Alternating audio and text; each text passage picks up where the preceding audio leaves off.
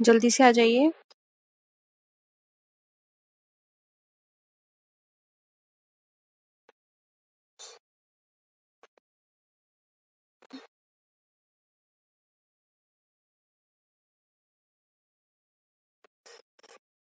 देखिए यहाँ पे क्वेश्चन है errors of carry forward from one year to another year effect. अब जो एरर्स होते हैं हमारे, वो कैरी फॉरवर्ड होते हैं एक साल से दूसरे साल में। किस तरह के? पर्सनल अकाउंट के, रियल अकाउंट के, नॉमिनल अकाउंट के, या फिर both personal and real account? बताइए।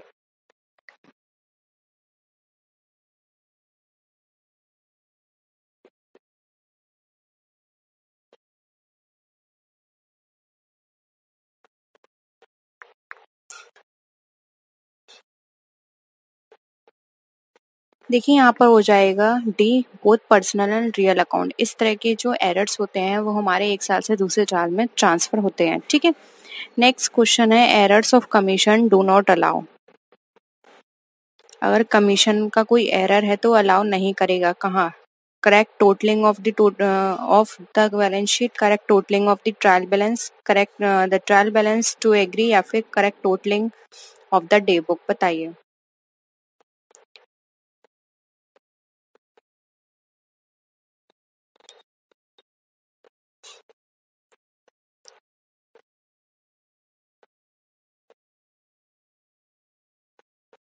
देखिए एरर ऑफ कमीशन जो है वो अलाउ नहीं करता हमारे ट्रायल बैलेंस में, क्योंकि ट्रायल बैलेंस में क्या होता है, हमारे जो बैलेंस है वो मैच करने चाहिए। ठीक है। यहाँ पे ऑप्शन सी करेक्ट हो जाएगा। नेक्स्ट है assets are held for the purpose of. अब जो असेट्स है हमारी किस पर्पस से रखी जाती हैं? Earning revenue, resale, conversion into cash, या फिर पर्सनल पर्पस?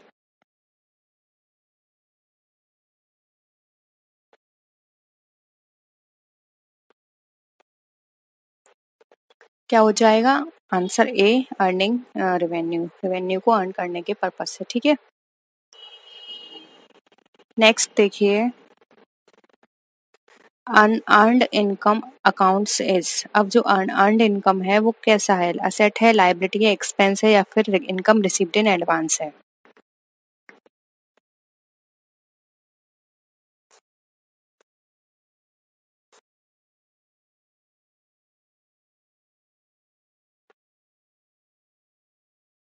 बताइए।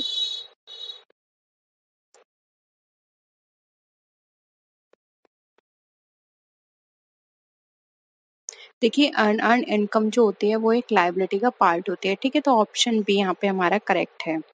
नेक्स्ट है डेप्रिसिएशन इज प्रोवाइडेड इन। अब डेप्रिसिएशन किस पे प्रोवाइड किया जाता है? Fix assets, outward assets, current assets, या फिर इंटेंजिबल असेट्स?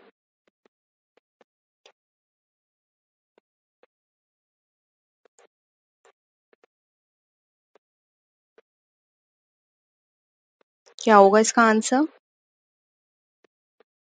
देखिए डेप्रिसिएशन जो है वो हमेशा फिक्स असेट्स पर लगाया जाता है। ठीक है। तो ऑप्शन ए करेक्ट है। नेक्स्ट है heavy advertisement to launch a new product is. अब जो हैवी एडवर्टाइजमेंट है वो किस पे किया जाता है?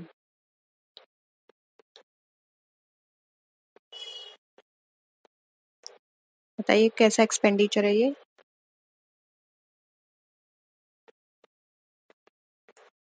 देखिए हमारा डेफर्ड रेवेन्यू एक्सपेंडिचर है, जिसको हम धीरे धीरे राइट ऑफ करेंगे। डेफर्ड रेवेन्यू एक्सपेंडिचर वो होते हैं जो बहुत हैवी होते हैं अमाउंट में, और इसको धीरे धीरे राइट ऑफ करते हैं। नेक्स्ट है accounts receivable includes sundry debtors, bills receivable, promissory note, या फिर all of the above?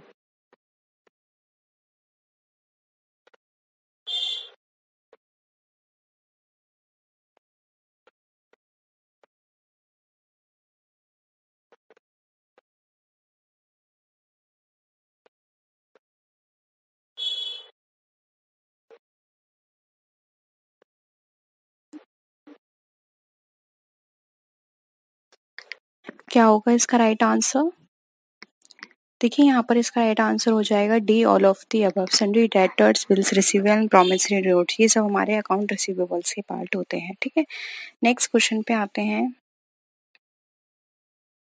An example of revenue expenditure is, बताइए रेवेन्यू एक्सपेंडिचर का एग्जाम्पल इसमें से आप।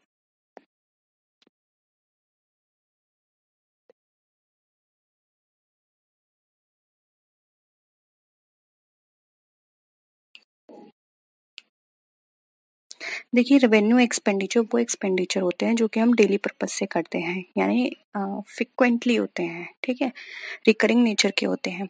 तो यहाँ पर ऑप्शन हमारा बी हो जाएगा सैलरी, क्योंकि ये सैलरी जो होती है हमारी डेली बेसिस पर दी जाती है, जबकि purchase of land, lease and purchase of building ये डेली पर्पज से ये एक्सपेंडिचर नहीं किए जाते हैं, ठीक है। नेक्स्ट है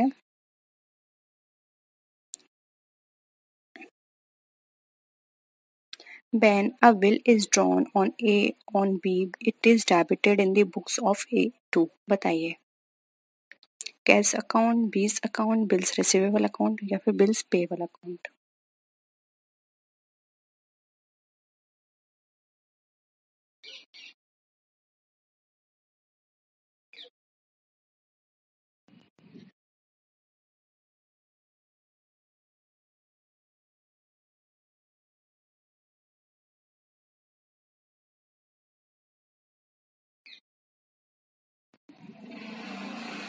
क्या हो जाएगा आंसर? हो जाएगा यहाँ पे option C, bills receivable account, ठीक है।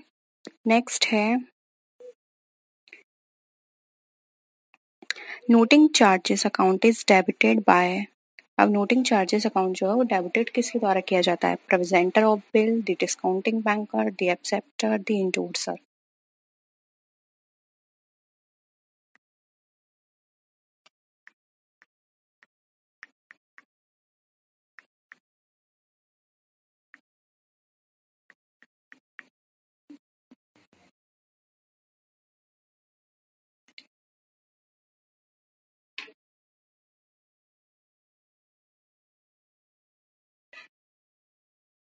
बताइए।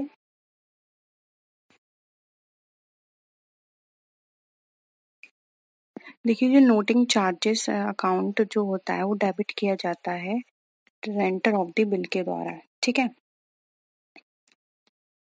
ऑप्शन क्या हो जाएगा? ए। नेक्स्ट है both assets and owners equity would be increased by capital brought in, purchase of an assets on credit, payment of creditors या फिर प्रोप्राइटर्स ड्राइंग्स, बताइए।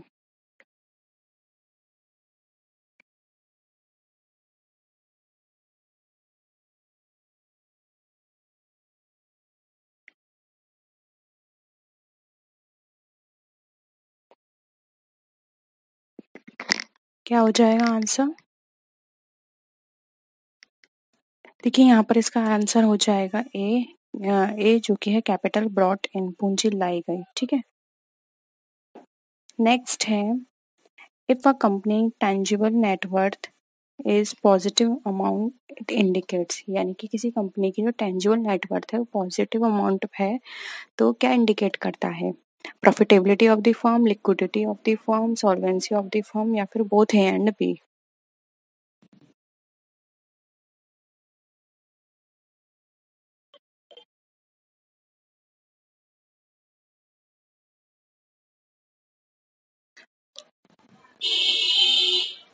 देखिए यहाँ पे टेंजिबल नेटवर्थ की बात की जा रही है, यानी कि असेट्स हैं, ठीक है, जिनको हम टच कर सकते हैं, जैसे कि फर्नीचर हो गया, प्लांट हो गया, मशीनरी हो गया, तो इससे लिक्विडिटी किस तरह से मेंटेन होगी? नहीं हो सकती।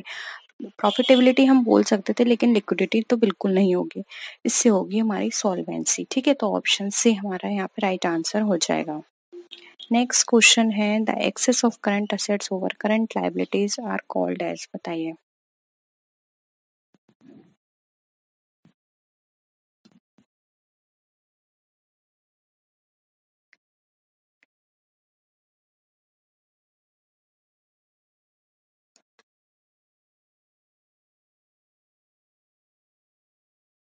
क्या होगा? सिंपल है, नेट वर्किंग कैपिटल कहलाता है ये हमारा, ठीक है। नेक्स्ट है the balance of cash account indicates net income for the period, net loss for the period, net worth of the business या फिर नेट कैश ऑन हैंड।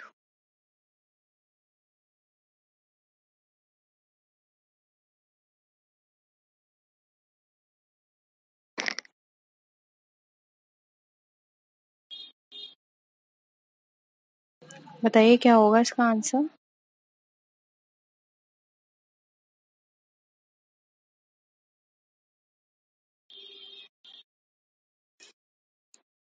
देखिए, जब भी हम कैश अकाउंट के बैलेंस की बात करते हैं तो ये हमारा बताता है हमारी नेटवर्थ को, ठीक है। तो ऑप्शन सी यहाँ पे हमारा राइट आंसर हो जाएगा।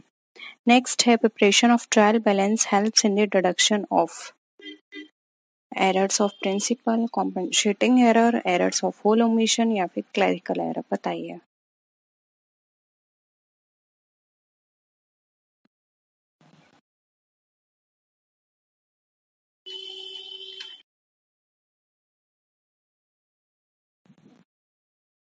क्या होगा इसका आंसर। देखिए, जब हम भी ट्रायल बैलेंस को प्रिपेयर करते हैं तो ये हमारी हेल्प करता है हमारी क्लरिकल एरर को फाइंड आउट करने में, ठीक है। तो ऑप्शन डी यहाँ पे हमारा राइट आंसर हो जाएगा। नेक्स्ट है errors of principle arise when. बताइए, एरर ऑफ प्रिंसिपल कब अराइज होता है। Proper distinction is not made between capital and revenue, there is an commission of omission of transactions, wrong amount are entered in the subsidiary books या फिर transactions are entered in the wrong subsidiary books।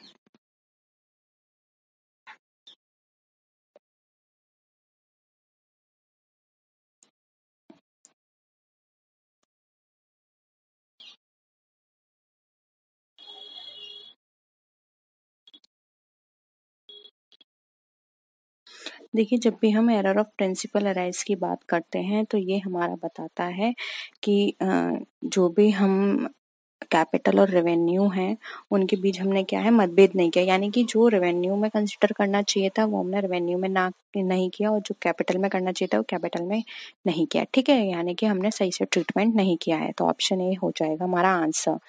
Next है a cheque received and paid into the bank on the same day is recorded in the. बताइए। एक check receive किया है और पे किया है बैंक में सेम डे पर, ये किस में रिकॉर्ड किया जाएगा।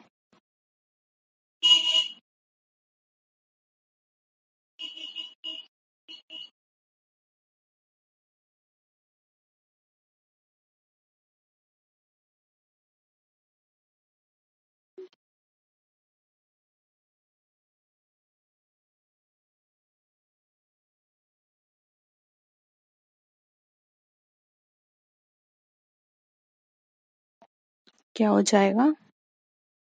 ऑप्शन बी हो जाएगा bank column of the cash book, ठीक है। नेक्स्ट है which one of the following is not taken into account in adjusting the cash balance. बताइए, इनमें से कौन सा हम काम नहीं करेंगे जब हम कैश बैलेंस को एडजस्ट करेंगे।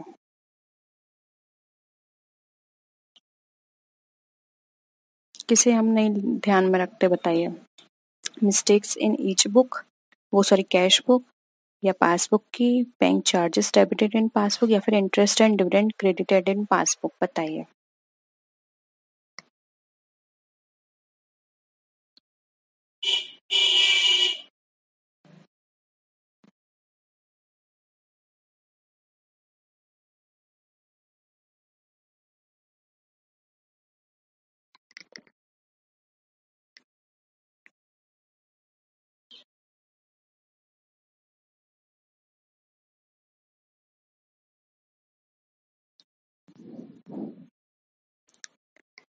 क्या होगा आंसर।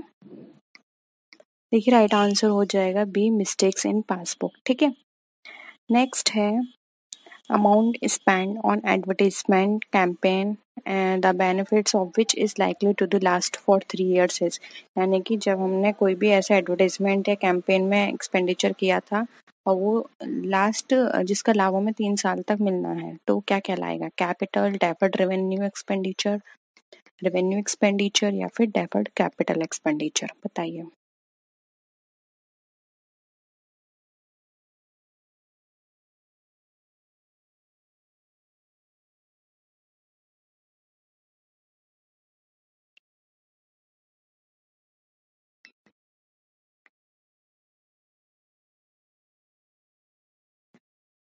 क्या लगता है आपको।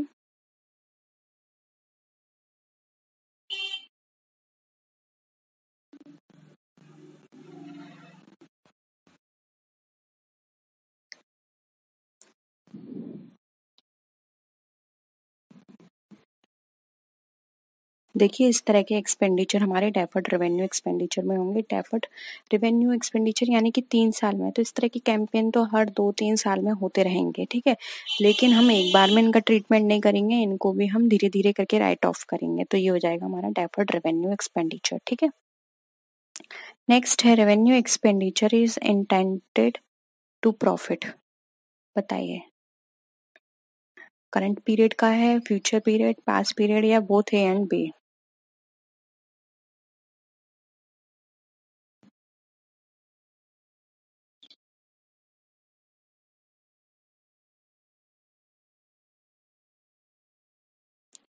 देखिए रेवेन्यू एक्सपेंडिचर वो एक्सपेंडिचर होते हैं जो कि हमारे डे टू डे बेसिस पर जो एक्सपेंडिचर होते हैं फ्रिक्वेंटली होते हैं, तो इनका बेनिफिट भी हमें करंट पीरियड में ही मिलता है, ठीक है। तो ऑप्शन ए हमारा यहाँ पे करेक्ट है।